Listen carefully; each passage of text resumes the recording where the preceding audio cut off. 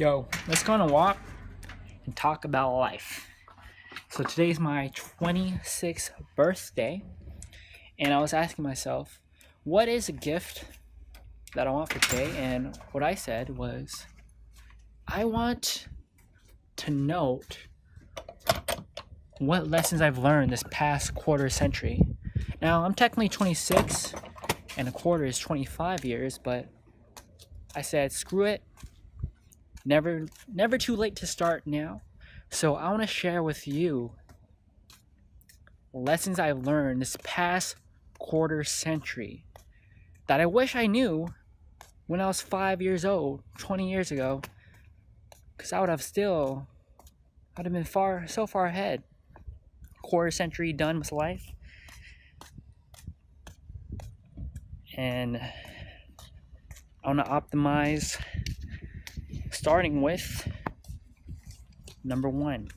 So I have this sticky note here. And quarter century life lesson number one is optimize for a good life. So I learned this from Tai Lopez. And he says, so often people are optimizing for the wrong thing. So what he means by this is people are optimizing for more money, or people are optimizing to buy the biggest house. Now, if you like money, if you like big houses, that's fine. But for most people, he says you should be optimizing for a good life. And Gary Vee says this all the time. He says, you only have one life, and the chances of being a human being is dramatically low. 1 out of 400 trillion, he says, which is insane. Now, Stoic philosophers would say the same thing too. Seneca, a Stoic philosopher, he says that so many people are living like they're going to live forever, and they squander their time. But it shouldn't be that way. It should be us holding on to our time, because every day is ticking. It's a finite value that will never get back. So first, optimize for a good life. Now, what does this mean? What does a good life mean? So this has been talked for centuries, right? But I want to bring up a study that Harvard made that I think that's so profound. Back in the early 1900s, Harvard took 260 Harvard college students, and they also took another pool, about 400 inner city young kids, and they did a comparison with them. So these inner city kids, they didn't have much growing up. Maybe some of them lived in poverty, humble beginnings, and they used that as a control group to see how they would compare to these Harvard graduates. And the results were, well, the fascinating thing is this study went on for 80 years, which is unbelievable, because usually these things run out of money, or people aren't continuing the project, they're distracted with some other project. But this study lasted for 80 years. And the conclusion was, to live a long and happy life, the things we believe that are important aren't the most important. For example, you would think to live longer, you have to focus on your diet and exercise. But that wasn't even the priority. You might think that not smoking was important. Not as important. All these are important, don't get me wrong, but they aren't the number one thing. What they found in this study was people who have close ties to their social relationships and community, these people tended to have happier lives and live longer. And I just thought that was fascinating, because we would think that to live a long life, you'd have to keep healthy, right? But that's not the number one thing. The people who had close relationships and found joy from these relationships, they lived the longest and they lived the happiest. So when it comes to optimizing for a good life, number one thing I wish I knew when I was younger, when I was making friends in middle school, high school, and college, is really thinking about this, because your relationships dictate the length of your life, the happiness of your life. It's the most important thing. So, remember, for me at least, work is not everything, but money is not everything, fame is not everything, but who you are around. So, keeping in touch with my friends back in high school or college, these are the things I need to focus on. That's quarter century life lesson number 1 when optimizing for a good life. Now, quarter century lesson number 2, let's see my good sticky note here. Who am I becoming? There's a myth that we are who we are, and that's who we'll always be. Who you are born is who you will die. But that is false. That's what I've learned. And I learned this from Sam Ovens. He's a successful internet entrepreneur. And more than just business, just this mindset that you are not static to who you are. For example, when it comes to, these personality tests like Myers-Briggs or like the Big 5, Hexago, there's a bunch of them. You take this quiz, you answer some questions, and it'll pop out with your personality type.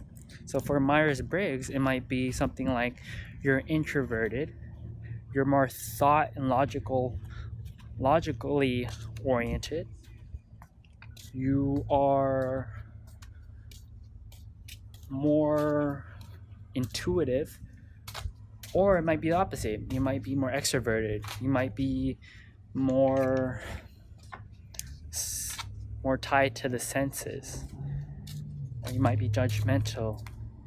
But all of these things, what Sam says, whatever you get in your personality test, that's just who you are at the certain given time. If anything, you should work on the opposites and think of them as your weaknesses and improve on them. So I'll give you an example. One of the things I've always had the limiting belief is that I am unorganized. I would have a messy car, a messy room. If you checked my desktop, I would have like 50 Chrome tabs open. Now I would have a bunch of files on my desktop to the point where it'd start overlapping because there's too many files. It's had to overlap into a new column, and I would just select all, make a new folder, and drop it all in. So that's what I mean by unorganized. But what I've come to realize is that was just something I've been programming in myself for years, for decades. That was not true. I just accepted what I was doing, what I was programming myself with. So these days, I've just been saying, I'm organized. I am precise. I am poised. You know what? My car is freaking clean all the time, for the most part. My room is clean. Hey, my desktop is getting cleaner. And this applies to any aspect of life. One example I love is Ramit Sethi. He is a successful entrepreneur, and he always used to say, I'm this skinny Indian kid who'll never grow strong, right? But that was also his limiting belief. But he worked at it. He got a coach, got a trainer. He started eating more, and bam, he became freaking buff. So never believe that you are static. The question is not who you are, but who are you becoming? And one of the motifs, one of the aphorisms I've been using in my head is How am I creating myself? Because life is just a period of creation. Did you know that every 7 years or so, every single cell in our body gets replaced? So at a physical level, at a chemical level, we are not the same human beings. Because let's say I have, like, for example's sake, I have 1,000,000 cells in my body. 7 years later, these 1,000,000 cells will be completely different. So we're always changing at a biological level. And we can change at a mental level too. Let me give you another example. There was an experiment where people would have a piece of hot coal hovering around someone's back. And then they would tell them, hey, do you feel the hot coal? You feel the warmth and the hotness? And they're like, yeah. And then at the very last moment, as it gets closer to the skin of the back, they switch it out for an ice cube and they pin it. And the person who's being cubed with the ice cube screams like, ah, because they think it's a piece of coal. But the crazy part is, if you look at the skin, there are like boils. It's like a reaction of the skin as if it was burned, but there was no coal on the back of the skin. It was all just ice. See, that's all mentality.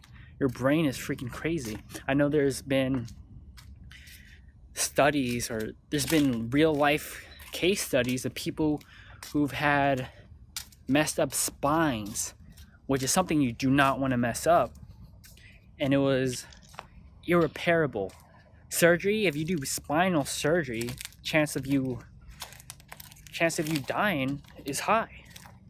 And there was this one man, he said, no, it's not my only option. What he did every day for years, he would think of his spine realigning. He would look at pictures of the human spine to see how it is, and he would envision in his mind his spine going back in place slowly every day.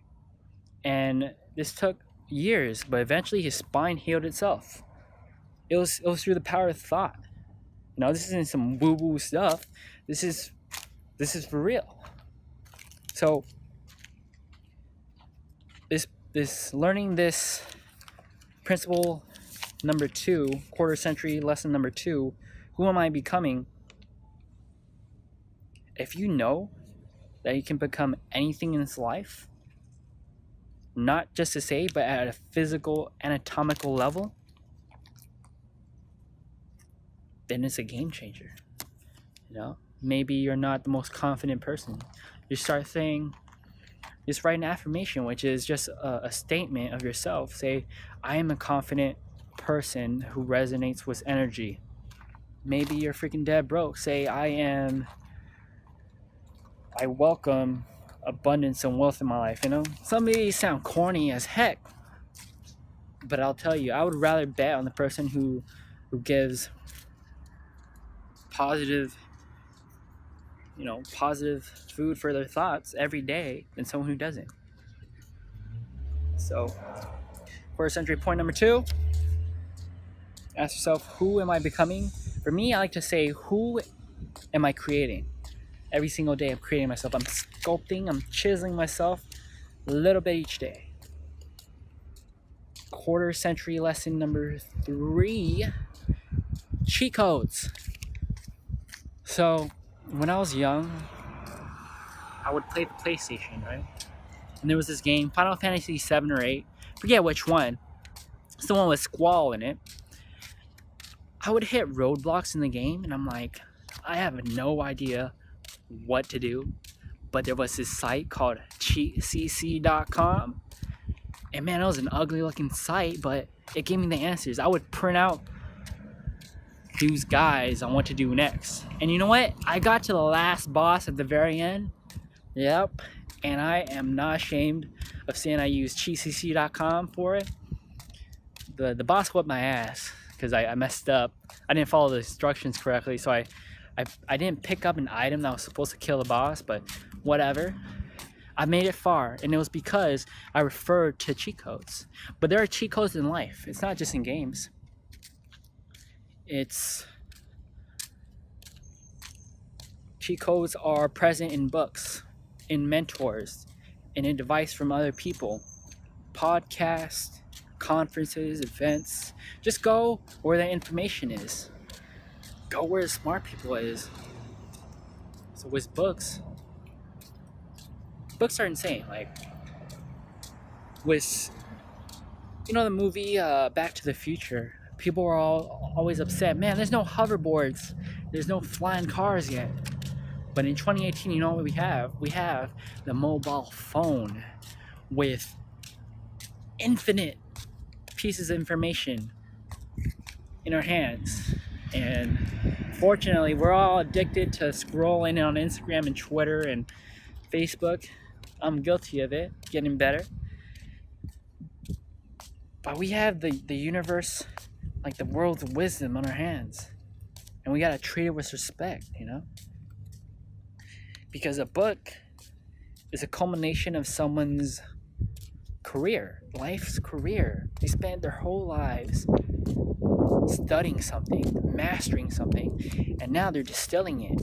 They're cutting out all the meat or all the fluff, only the filet mignon's left, and they're serving it on a platter in a small 200, 300 page book for your taking. And there's thousands of them. It's great. You can learn one on how to make more money, be an entrepreneur, run a business, how to get healthier, what you should do to get bigger biceps, what you can do to work on your mindset, how you can play golf, what you can do to start a martial art. It's crazy. And on the other end, for cheat codes for life, it's following proper advice, learning from those who have done it, only taking advice from others who've done it. And I wish someone saved the time for me and told me this, because sometimes you take advice from people you shouldn't be taking advice from. Maybe it's your friend, you're like, oh, they're my friends. But man, that hurts you more than anything. For example, if you want a good relationship, you don't want to go to the person who's been divorced 3 times and have cheated on their spouse 13 times. That's all bad. But you want to go get advice from the person who's had a long relationship, been in a long marriage for decades, 40, 50 years. Now that's where you get advice. Or maybe you want advice on how to get stronger. Let me see how strong you are, If you can't even bench 135, then no thank you, And of course it depends person to person, but seeking advice from people who've done it, that was another mindset unlock which someone taught me when I was 5. Okay, then quarter century lesson number 4, I call it Kings and Queens.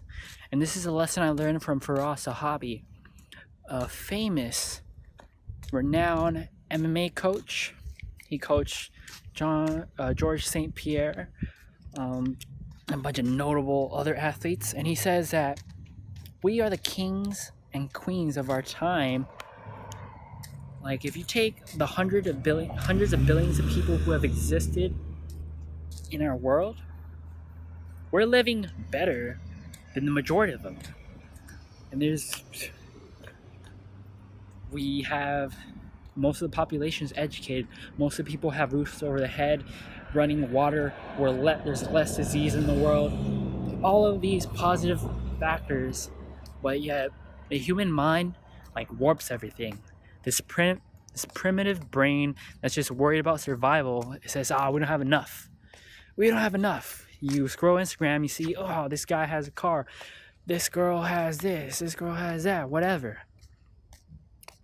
It's a contrast that's not working for us. And in psychology, there's something called a cognitive bias, and there's something called the contrast bias, where if you compare 2 things next to each other, let's just say I'm gonna sell you this sticky note. and I tell you it costs $30 for a pack of sticky notes. Okay, and then I have another pack. I sell it for $1. You're gonna be like, that dollar one is a great deal because I contrasted it with the expensive one. Now, when it comes to life, we're contrasting and comparing in the wrong way. We are